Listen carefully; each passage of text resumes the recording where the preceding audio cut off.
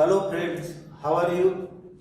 I think you must be much more enthusiastic by gaining a knowledge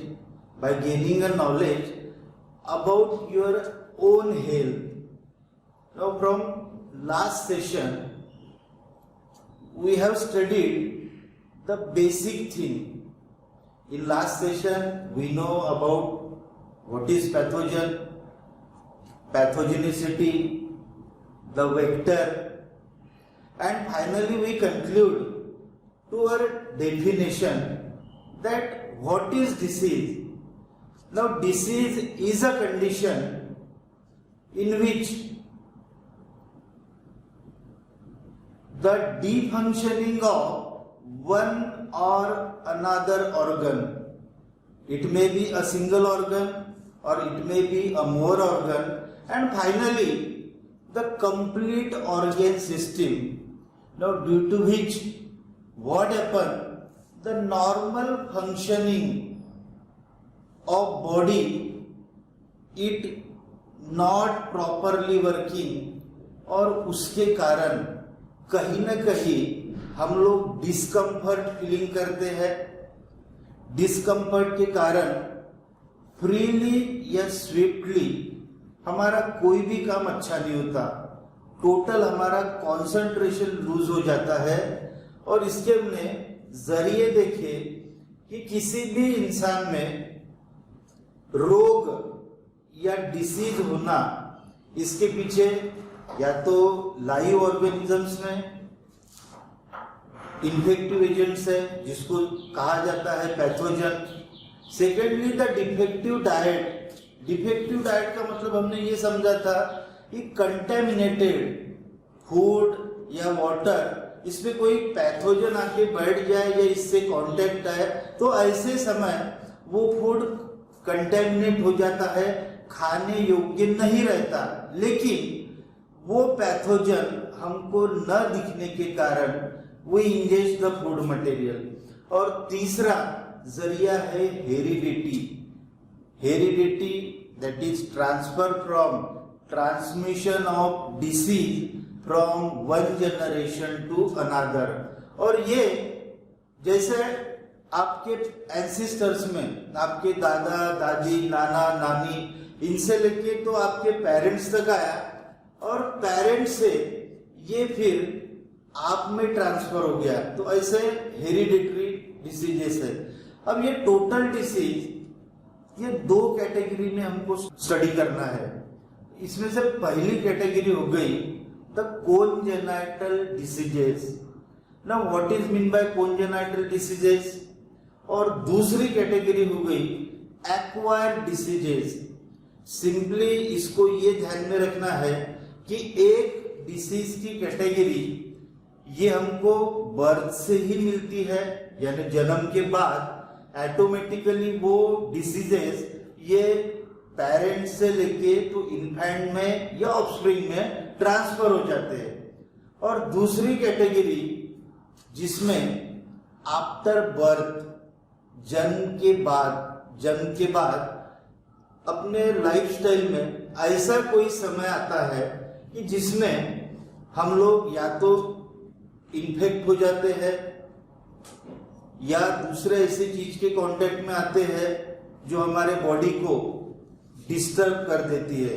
तो पहली category ये ध्यान में रखना है कोंजेनाइटल डिसीजेस, और दूसरी कैटेगरी ध्यान में रखना है हमको एक्वायर्ड डिसीजेस.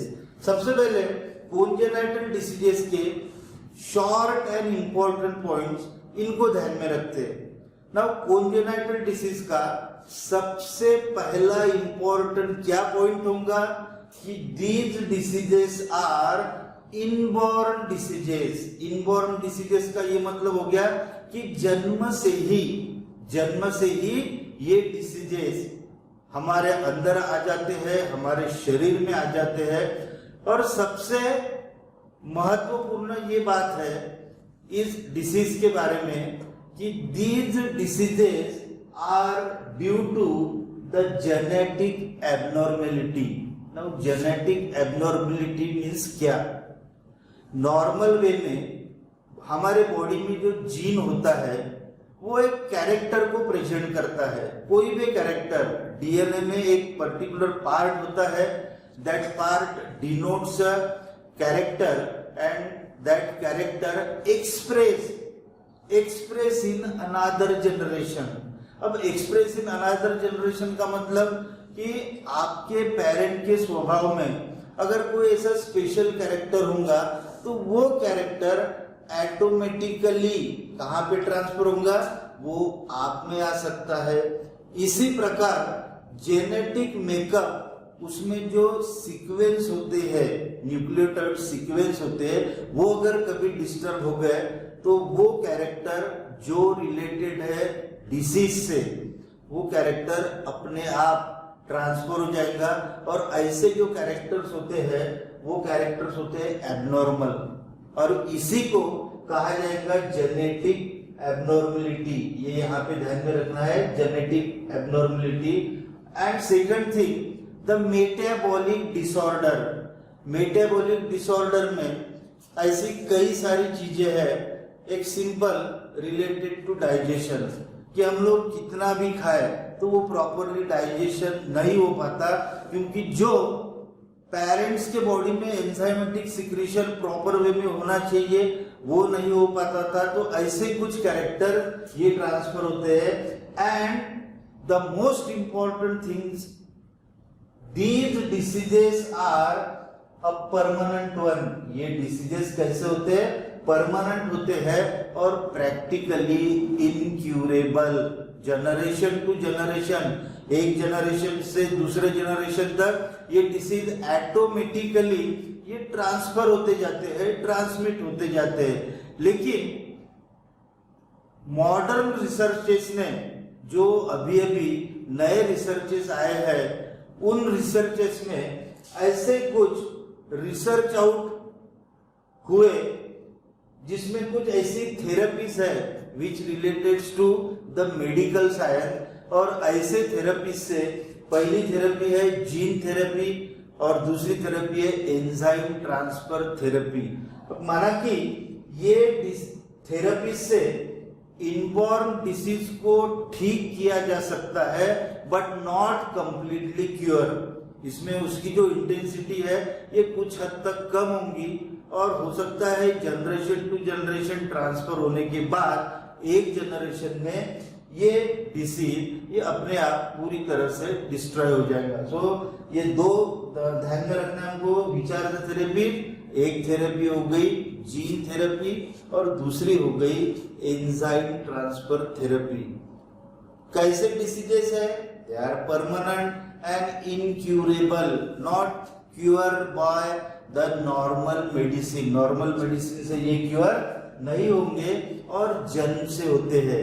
ये तीन कैरेक्टर्स हमको ध्यान में रखना है regarding the congenital diseases. This is the first category in diseases, congenital diseases. Now next, coming to the next category, that some diseases, ऐसे कुछ रोग होते हैं जो जन्म के बाद आपके लाइफ टाइम में जो समय है जो आप सरवाइव कर रहे हो, उस समय में किसी भी वक्त ये डिसीजेस आपको हो सकते हैं। वो डिसीज एक्वायर्ड का मतलब गेन या प्राप्त होना, वो हो सकता है थ्रू कॉन्टेजियस इन्फेक्शंस, वो हो सकता है ड्यू टू डिफेक्टिव डाइट, इस प्रकार से। लेकिन इंपॉर्टेंट क्या ध्यान में रखना है, जन्म के बाद during the time of our life cycle.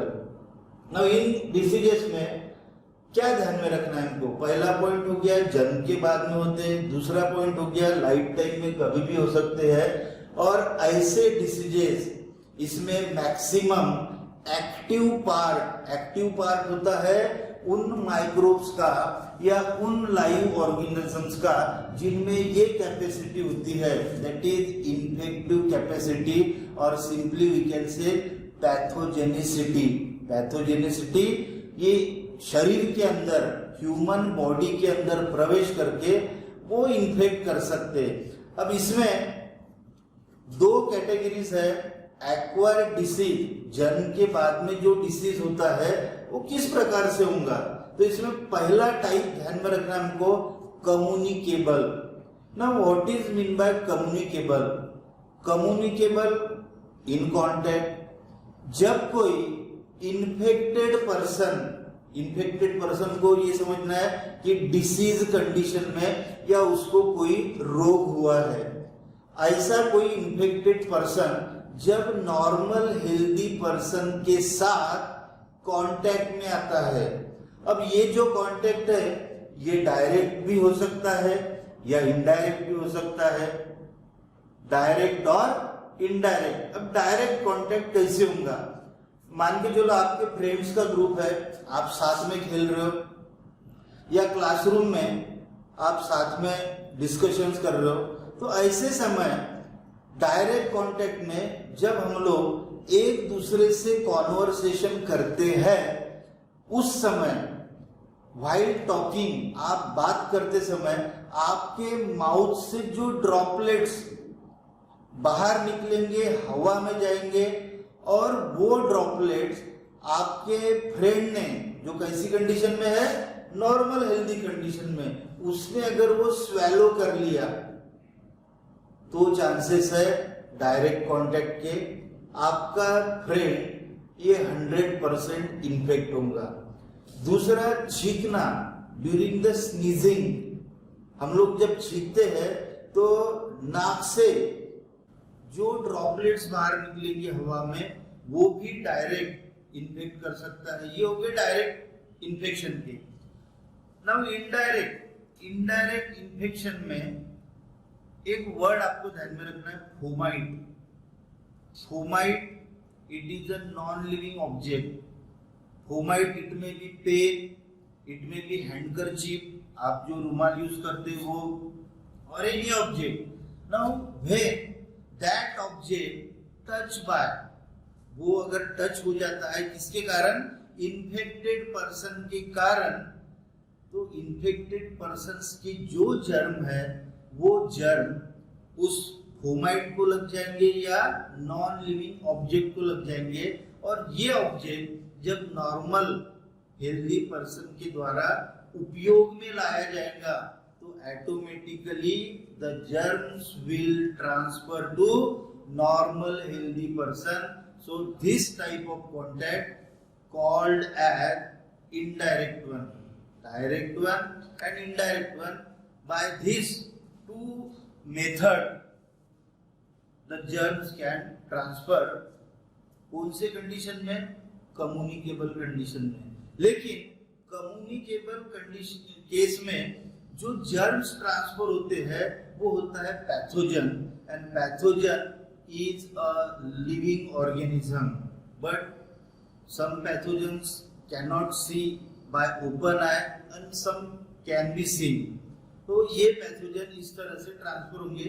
उसमें से कुछ एग्जाम्पल हमने देखना है कि माइक्रो ऑर्गेनिजम्स में ऐसे कई सारे माइक्रो ऑर्गेनिजम्स है, they are having the virulent capacity of infection, और ये कैपेसिटी उनके जनरेशन के अनुसार ये बढ़ती रहती है बाय म्यूटेशन में जो एब्रप्ट चेंजेस होते हैं उसके कारण ये इंटेंसिटी बढ़ती है। तो उसमें से वायरसेस हो गए, बहुत सारी अलग अलग प्रकार की बैक्टीरिया हो गई, प्रोटोजोन्स हो गए जो यूनिसेलुलर पानी के अंदर में रहते हैं, उसके बाद में हेल्मिन्थ वर्म्स हो गए, कुछ फंगस हो गए। तो ये सब कम्युनिकेबल डिसीज को स्प्रेड करने में मेन रीजनिंग फैक्टर्स है। अब उसमें से सबसे पहले हम लोग देखेंगे पैथोजन में वायरस में जो डिसीज कॉज होता है, some of the diseases that influenza, smallpox, chickenpox, influenza, ये इन्फ्लुएंजा वायरस के द्वारा होगा।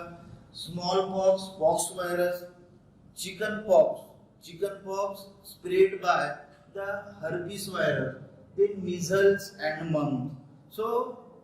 So many diseases, measles and mumps में छोटे छोटे बॉइल्स आपके स्किन के ऊपर आएंगे।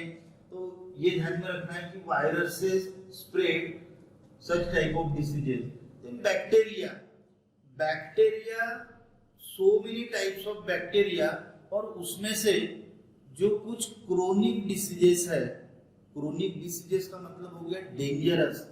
नाउ दीज डिसीजेस, सबसे पहले cholera, cholera spread by the bacteria vibrio cholerae. Second typhoid, typhoid में generally the fever starts after complete infection, the fever start with chilling effect. Chilling effect का मतलब कि आपको ठंड लग के आपका टेम्परेचर ये दिन में rise and down, rise and down. तो दीज आर साइक्लिक वेव्स, इस प्रकार की साइक्लिक वेव्स टाइफॉइड में होती है, जिसमें दो मेन स्ट्रेन्स है, साल्मोनेला टाइफी और salmonella paratyphi. And next one, this is syphilis. So these are the diseases which are caused by bacteria. Protozoa में ह्यूमंस को जो होगा मलेरिया। नाउ मलेरिया किस प्रकार से होता है कि इसमें जो प्रोटोजोन होता है प्लाज्मोडियम, प्लाज्मोडियम ये एंडोपैरासाइट है फीमेल एनोफिलिस मॉस्किटो का, एज वेल एज ह्यूमंस, दोनों में एंडोपैरासाइट का काम करता है कि when these parasite plasmodium enter inside the gut of mosquito, that is female mosquito, तो उस समय वहां पे उसका डिवीजन होता है, और डिवीजन होने के बाद जब मॉस्किटो ये ह्यूमन को बाइट करेगा, एट दैट टाइम ब्लड सक करते समय with the saliva this Plasmodium get transferred to human body. Amoebiasis related to the dysentery, sleeping sickness है, काला आजार है। हेलमिंथ, हेलमिंथ में taeniasis, ascariasis and filariasis, these are the prominent diseases observed in human being. Taenia solium causes teniasis, Ascaris lumbricoides causes ascariasis, and filariasis it is caused by the Wucheria bancropti. So this is the name of some worm. Now these worm, either it is Taenia or it is Ascaris, these worms are endoparasite and they directly feed upon the digested food material of the human. So from first, that is viruses to helminths, and after that fungal which affect from outside. आप अगर barefoot कहीं खेलने जाते हो, ground पे जाते हो या खुले जमीन के ऊपर चलते हो, तो उसमें से when your skin comes in contact with the fungus, तो some fungus are quite dangerous, बहुत dangerous होती है कि स्किन से कांटेक्ट होने के बाद they start to eat the cells on that particular region, और उसके कारण स्किन के ऊपर छोटे छोटे व्हाइट धब्बे होना चालू हो जाता है, या पूरा जहां पे इंफेक्शन हुआ है उस जगह का पूरा जो फ्लेश होगा वो पूरा का पूरा फ्लेश ये कुछ दिनों के बाद ऑटोमेटिक सड़ जाएगा। सो ये सारे के सारे डिसीजेस है, ये संसर्ग में या एक दूसरे के कांटेक्ट में आने से होते हैं, इसलिए इनको संसर्गजन्य, संसर्गजन्य का मतलब जब कोई इन्फेक्टेड पर्सन या डिसीज पर्सन ये नॉर्मल हेल्दी पर्सन के कांटेक्ट में आएगा तो उस समय ये कैटेगरी के डिसीजेस हमको देखने मिलेंगे। अब इसमें एक थोड़ा सा आपको हार्ड कहाँ पे जाएगा कि डिसीजेस के जो नाम है, कोई भी डिसीज पढ़ते समय आपको 4 पॉइंट ध्यान में रखना है। एक नेम ऑफ डिसीज हो गया, पहला हो गया उसका इन्फेक्टिव एजेंट कौन है, वो बैक्टीरिया है या वायरस है या प्रोटोजोन है, तो वो इन्फेक्टिव एजेंट का ध्यान में रखना है। दूसरा सिम्टम्स, सिम्टम्स का मतलब एक बार इन्फेक्शन होने के बाद वो आदमी के शरीर में या वो पेशेंट के शरीर में किस प्रकार के चिन्ह दिखते हैं, किस प्रकार के लक्षण दिखते हैं। तीसरा कि उसके ऊपर क्यूअर किस तरह से करना है, कि कोई बहुत सारे ऐसे डिसीजेस है कि जहाँ पे पेशेंट को ये अलग रखा जाता है, उनको दूसरे नॉर्मल हेल्दी पर्सन से कांटेक्ट में नहीं आने देता है। एंड क्यूरेटिव मेजर में मेडिसिन की जो केमिकल ड्रग्स है, मेडिकल ड्रग्स है, वो यूज किए जाते हैं। तो ऐसे हर एक डिसीजेस के लिए आपको प्रैक्टिस करना है, ये मुख्य पॉइंट रहेंगे। क्योंकि एनडीए के रिटन टेस्ट में अगर डिसीजेस के ऊपर कोई क्वेश्चन आता है तो नॉर्मली वो इसी तरह इम्पोर्टेंट जो पॉइंट्स होते हैं उसी के ऊपर आता है। दूसरी चीज कि इन्फेक्टिव एजेंट का जब हम लोग स्पेलिंग लिखते हैं, generic name and species name, तो ये आपको प्रैक्टिस करके देखना है ताकि कौन से डिसीज में प्रॉपर इन्फेक्टिव एजेंट का नाम हम लिख सके। Then and then also because the spellings are hard and until and unless आप जब तक उसको राइटिंग में उसकी प्रैक्टिस नहीं करते तब तक आपको इसमें आसानी नहीं होगी। तो इस तरह से हमको डिसीजेस और उनके इन्फेक्टिव एजेंट इनके नाम ध्यान में रखना है। Now coming to our next category, just now we have seen that the acquired diseases, they occur after birth, and in that the first category we have seen that incommunicable diseases, the diseases transfer from infected person to healthy one. Second category, that is a non-communicable diseases. Now here the pathogens cannot be transferred from infected person to healthy person. Just communicable के उल्टा कि वहां पे pathogen ये transfer होते हैं, यहाँ पे पैथोजन ट्रांसफर नहीं होते। तो यहाँ किस प्रकार की कमियां आने के कारण ये डिसीज कंडीशन पॉसिबल है। तो नॉन कम्युनिकेबल में जनरली कुछ ऐसी कमियां ड्यूरिंग द लाइफ टाइम, हम लोग जब सर्वाइव करते हैं तो लाइफ टाइम में वो कमियां आने के कारण, अब वो कोई भी हो सकती है, it may related to your food material और it may related to your body deformity. दो में से कोई भी कमी आ सकती है। इसमें कुछ एग्जाम्पल्स है, ये हमको समझना है। ये सबसे पहले deficiency diseases.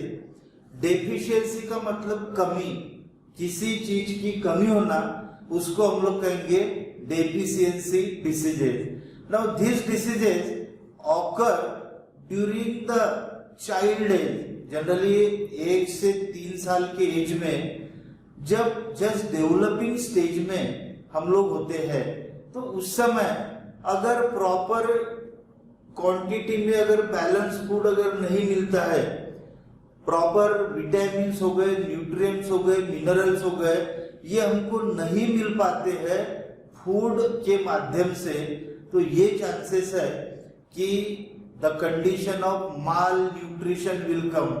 Now malnutrition means कुपोषण। उस व्यक्ति को प्रॉपरली प्रोटीन, एनर्जी नहीं मिलने के कारण क्या होगा कि बॉडी में जो ग्रोथ फैक्टर है वो ग्रोथ फैक्टर कहीं ना कहीं सफर करेगा। उसी के साथ साथ वही स्टेज में डेवलपिंग सिस्टम में पूरे ऑर्गेन्स होते हैं, तो उसका परिणाम ये होगा कि ऑर्गेन ये प्रॉपरली डेवलप नहीं हो पाएगा, कहीं ना कहीं कुछ ना कुछ कमी होगी। इसलिए ये जो डिसीजेस है इनको ये भी कहा जाता है प्रोटीन एनर्जी माल न्यूट्रिशन, शॉर्ट में PEM, कैपिटल PEM में डिनोट किया जाता है। 1 से 3 साल के एज में, ये ध्यान में रखना है यहाँ पे। इसमें kwashiorkor, this is one disease and another it is marasmus. फिर से रिपीट कर रहा हूं, not caused by the pathogenic agent. किससे हो रहा है ये? जो शरीर में कमी है प्रोटीन और न्यूट्रिएंट्स की, तो उसके कारण। सिंपल नाम ध्यान में रखना है, क्वाशियोरकोर एंड मैरास्मस। तब in second case that is degenerative diseases. Degenerative diseases, इसमें एक तो ये ध्यान में रखना है पॉइंट, या तो ऑर्गेन ये प्रॉपरली डेवलप नहीं हो पाया, राइट? बचपन से लेके तो हम लोग जैसे जैसे हमारा एज बढ़ता है उसमें ऑर्गन डेवलप नहीं हो पाया, या पूरी तरह से डेवलप हुआ ऑर्गन ये एज फैक्टर से, इंक्रीजिंग जो एज है वो इंक्रीजिंग एज फैक्टर से वो डिजेनरेट होते गए ऑर्गन्स, डिजेनरेट होते गए, यानी उनमें जो मस्कुलरिटी थी वो धीरे धीरे लूज हो रही है, लॉस्ट हो रही है। क्यों? क्योंकि एज फैक्टर वहां पे। अब ये डिजेनरेशन ऑर्गन्स में पहला एग्जांपल लेते हैं हार्ट डिसीजेस का। Now heart it controls the body through total circulatory system. जो पंपिंग एक्टिविटीज होती है, पंपिंग एक्टिविटीज से शरीर की जितने भी पार्ट्स है उसमें एओर्टा से लेके छोटे छोटे कैपिलरी, ब्लड कैपिलरी तक सभी फूड को पहुंचाने का काम करते, और जो वेस्ट है उसको वापस लाने का काम करते through circulation. Now heart is myogenic in nature. Heart में जो मसल्स होती है, कार्डियक मसल, वो खुद ही मूवमेंट प्रोड्यूस करती है, इसलिए उसको मायोजेनिक इन नेचर कहा जाता है। अब बढ़ती एज के साथ ये कार्डियक मसल धीरे धीरे वीक हो जाती है, तो जितने बीट्स हमको एक मिनट में आना चाहिए, या जितना ब्लड पंप होना चाहिए, वो ब्लड पंप नहीं हो पाता। क्यों नहीं हो पाता? क्योंकि हार्ट की कार्डियक मसल ये धीरे धीरे डिजेनरेट हो रही है, या उनकी जो कैपेसिटी है वो धीरे धीरे कम हो रही है, which finally affects on the human activity. उसी प्रकार पुअर आईसाइट, आईज में प्यूपिल्स है, कॉर्निया है, इनमें मसल्स वो डिजेनरेट होना। हियरिंग डिफेक्ट्स में जो हमारा पीना है, एक्सटर्नल पीना, ईयर के अंदर में ऑडिटरी कैनल है, स्टेप्स है, कॉक्लिया, ये जो पोर्शन होते हैं यहाँ पे कहीं तो भी डिफेक्ट होना, तो ultimately it affect the activities, the routine activities of human. The next allergy. अब एलर्जी किसको कहेंगे? जनरली कुछ पर्सन्स को थोड़ा सा अगर धूल में चले गए तो उनको स्नीजिंग या छींके आने चालू हो जाती है। वो क्यों होती है?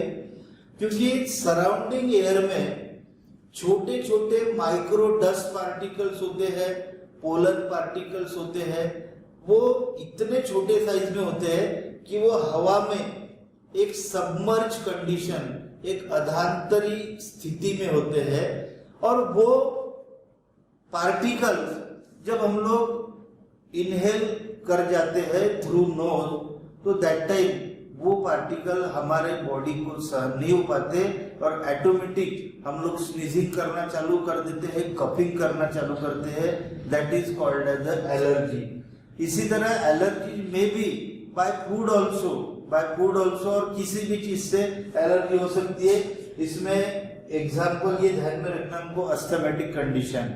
If you go outside surrounding, तो ड्यू टू डस्ट और due to the pollens you may sneezing or coughing activity. And next one, it is cancer. Now cancer, it is not caused by any this pathogenic activity, but some agents are there which are responsible for making the abrupt change.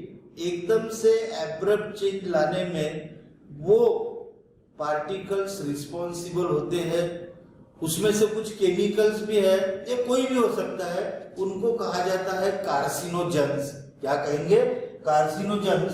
Now this carcinogens are responsible for bringing the cancerous condition. Cancerous condition means what? Where these carcinogen और carcinogenic agent ये जहां पे body में contact आते हैं और वहां पे एबनॉर्मल कंडीशन में सेल डिवीजन होना चालू हो जाता है, जो कि अनकंट्रोल्ड स्थिति में होता है. Uncontrolled multiplication of the cell which block the total organ system, कि वहां पे जो ऑर्गन जो दूसरे काम को परफॉर्म कर रहे हैं या वर्क परफॉर्म कर रहा है वो प्रॉपरली नहीं कर पाते due to continuous spreading of this cancerous cell. और इसमें दो टाइप ध्यान में रखना है. एक होता है ट्यूमरस कैंसर, जिसको हम लोग बेनिगन ट्यूमर कहते हैं, और ये बेनिगन ट्यूमर ये रिन्यू भी हो सकता है. और दूसरा मैलिग्नेंट ट्यूमर. मैलिग्नेंट ट्यूमर जो पूरी बॉडी में फैल सकता है. वेयर है बेनिगन ट्यूमर ये कहीं भी एक जगह होगा और एक जगह से जितना वो ट्यूमर फॉर्म हुआ है सर्जिकली हम लोग उसको रिमूव कर सकते हैं. तो नॉन कम्युनिकेबल डिसीजेस में ये ध्यान में रखना है. Deficiency diseases, degenerative one, allergies हो गए, कैंसरस हो गए, जिसमें पैथोजेनिक इन्वॉल्वमेंट नहीं होता. अब ऐसे ही एक ये कैटेगरी देखिए हमने on the basis of pathogen micro organism which infect, और दूसरी कैटेगरी में देखिए कि not live organism but certain factors are responsible to bring the disease condition. अब इसी तरह दूसरे अलग अलग जो कैरेक्टरिस्टिक्स है वो एक साथ हमको वन बाय वन स्टडी करना है. लेकिन आपको डेली सेशन के बाद एक ध्यान में रखना है कि ये पॉइंट्स को, और जहां पे डिसीज के नाम है और जहां पे इन्फेक्टिव एजेंट के नाम है वो आपको रेगुलर यहाँ पे लिख के रखना है. Okay, thank you.